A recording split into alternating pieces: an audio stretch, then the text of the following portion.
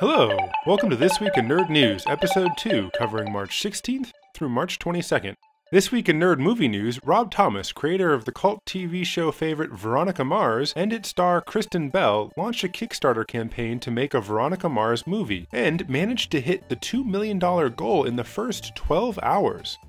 As of right now, the Kickstarter campaign still has about another 3 weeks to go, and the project has nearly doubled its original goal. Warner Brothers, owners of the rights to the TV show, have agreed to let Thomas move forward with the production. Well, that's it folks, we're living in a brave new world where millionaires and major media corporations can turn to you, the consumer, to raise money for them so that they can produce projects with a much smaller financial risk and then ask you to pay even more money to see the final result. The future is now! Colin Trevorrow, director of the indie comedy Safety Not Guaranteed, has been chosen to direct the obviously tonally similar Jurassic Park 4. Now, I've yet to see Safety Not Guaranteed, but with a title like that, I can only assume the dinosaurs attacking human scenes must be plentiful.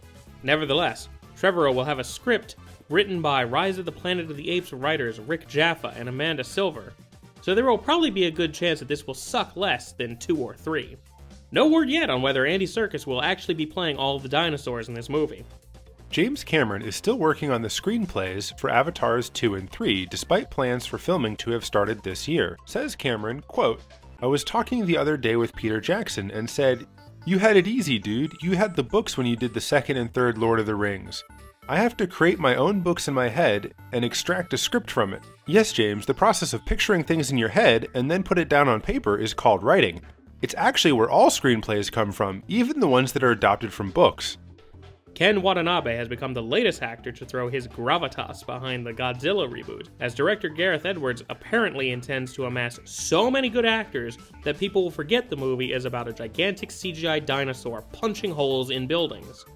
Newsflash, Hollywood, not only do I already know this, it's why I'm going to pay you $12 to see this movie. I do appreciate the effort though.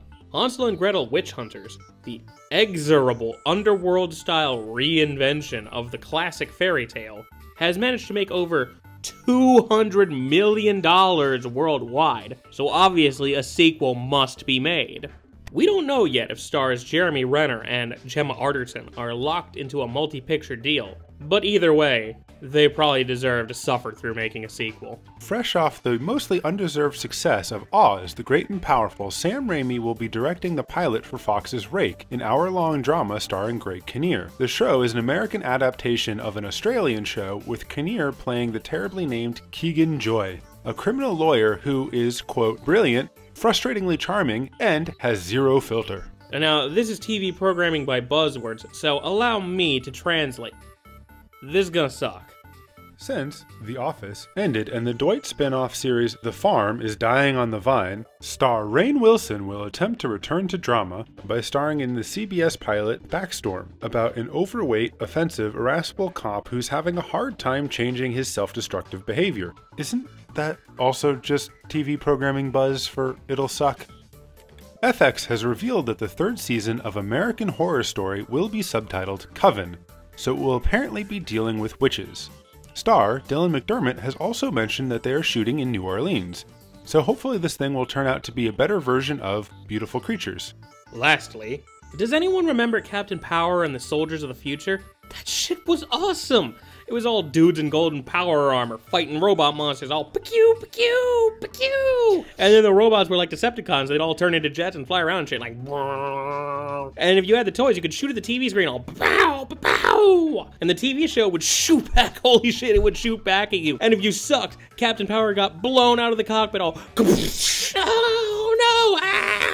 And the toy kept the score and everything, and it made noises all. When you hit the button on the back, and holy shit, this is great! And now the original creator has a pilot script written up, and they're shopping it around, and there's apparently interest in this again. And they're also going to do the Battlestar Galactica thing by taking this old cheesy half-hour sci-fi show and making it a gritty, realistic hour-long sci-fi drama, and I think I need to go lie down. Oh, this is great!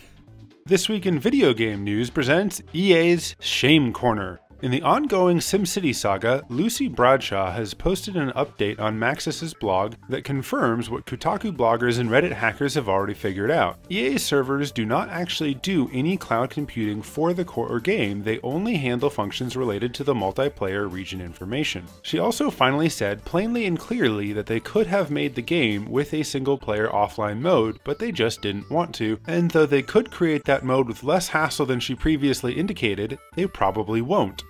Adding salt to the wound, a coder has now discovered the exact line of code that forces the game to shut down after running for 20 minutes with no internet connection. He has shown that removing that line of code allows you to play offline indefinitely. Pouring lemon juice on that salty wound, hackers have found a vulnerability that would allow them to run malicious code and potentially take over a computer running EA's Origin game service. This is similar to a bug found in Steam last October. In the midst of all of this, EA CEO John Riccitiello is stepping down, claiming his exit is, quote, really all about his accountability for the shortcomings in EA's financial results this year. Riccitiello started in 2007, and under his leadership, EA's stock went on a rapid decline from a high of about $50 a share in 2009 to its current value of under $20 a share. Larry Probst, the chairman of the board, will work as the acting CEO while EA searches internally and externally for a permanent replacement. But really, who could replace Johnny Ree? The mysterious Moby Dick Studios continues to promote its upcoming game, Phantom Pain, in some interesting ways. Joachim Morgren, the president of Moby Dick Studios, was interviewed on GT TV this week. During the interview, he was kept largely in the dark, and his head was wrapped in bandages, similar to the lead character seen in the Phantom Pain trailer. With this odd choice of setting, costume, and the fact that Joachim is an anagram for Kojima, many believe that Joachim Morgren is really CGI built with Konami's next-generation developer tool, the Fox engine, and that this is further proof that Phantom Pain is indeed Hideo Kojima's next game, Metal Gear 5. The latest leak from the Microsoft camp supports rumors and fears that the system will require a constant internet connection. The leak comes in the forms of screenshots from the XDK, or Xbox Development Kit, for the new system, codenamed Durango. In these screenshots, it is made clear that the system will have a hard drive large enough to, quote, hold a large number of games, and that play from the optical drive will not be supported. Additionally, there are references to the console being an always-on, always-connected device. The leaked XDK does date back to 2012, so it is possible Microsoft has reconsidered some of these policies since. But if EA can't learn from Blizzard's always-online mistakes, it seems unlikely that Microsoft will learn from EA's always-online mistakes. Well, to go back to something cool in games news, Valve is now letting people with access to an Oculus Rift developer kit experiment with virtual reality implementation in Valve's popular Team Fortress 2. Naturally, all Rift users will also get an in-game virtual hat to wear, since TF2 is the best war-themed hat simulator on the market. Apparently, using the device with the game is a pretty intense experience, and a list of tips has shown up on the TF2 wiki, including notes like, don't play for more than 10 minutes at a time, and stop if you feel sick.